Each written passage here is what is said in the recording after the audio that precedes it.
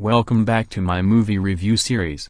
Today, I'll be doing the review on the 2021 Disney and Pixar movie, and this one is Luca. The movie is premiered on June 18, 2021 on Disney+, and March 22, 2024 as a theatrical movie.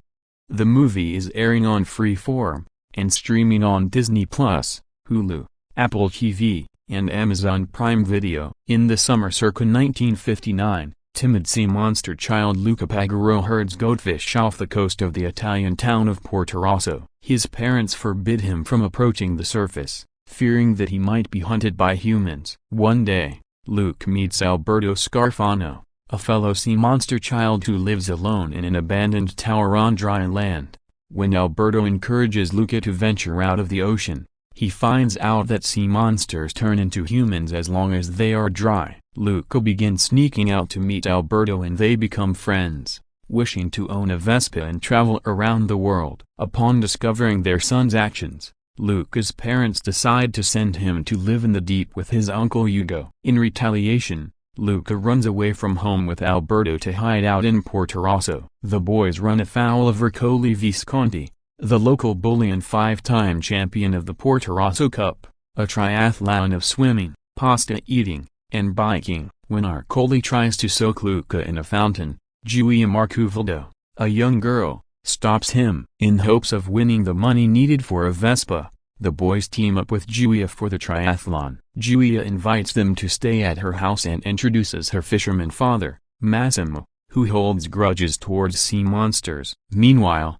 Luca's parents infiltrate the town to find their son. Giulia and Luca bond over their love of learning, making Alberto jealous. When Luca shows interest in attending school, Alberto intentionally reveals his sea monster form to Giulia to prevent it. Unwilling to give himself up, Luca feigns surprise to be with Giulia, and a betrayed Alberto flees as Ercole's gang show up and try to hunt him. Will Luca and Alberto's friendship be rekindled in time before things go from bad to worse? The story, despite being very predictable and easy to guess what happens, is decently well written and has a solid pace, manages to be pretty funny and heartfelt, as well as adventurous, captures ancient Italian and mythical folklore pretty well, and has solid morals regarding friendship and acceptance. The film does have a good amount of heart that does lead to some pretty charming and heartwarming bits like the friendship between Luca and Alberto and how it's put through so much via the film's events.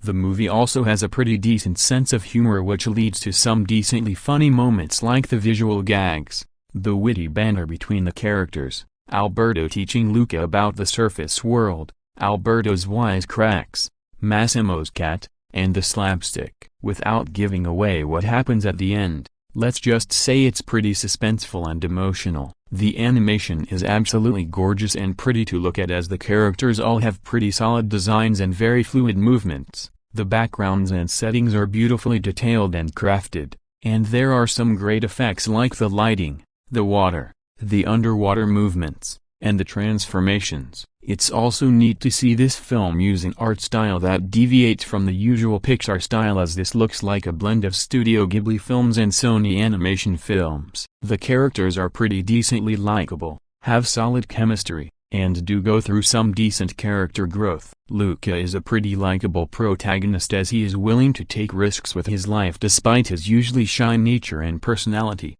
but he'll do anything to help anyone he considers a friend. Alberto is also pretty likable due to him being a troublemaking and reckless smartass, but he is a pretty good friend to Luca and shows him the ropes of the surface world and how to adjust to it. Giulia is a pretty likable and fun tomboy girl who is pretty tough and brave, but is also very nice and sweet, and a good friend to Luca and Alberto. Ercole is a pretty weak and generic antagonist whose sole trait is that he's an egotistical jerk who wants to keep the protagonists down. The supporting characters like Luca's family and Massimo may not have much to do, but they are still decently likable, are solid support for the main characters, and do provide some decent laughs. The voice acting is really well done and does lead to some very solid performances like Jacob Tremblay as Luca, Jack Dylan Grazer as Alberto, Emma Berman as Giulia, Maya Rudolph as Daniela, Jim Gaffigan as Lorenzo, Marco Baracelli as Massimo,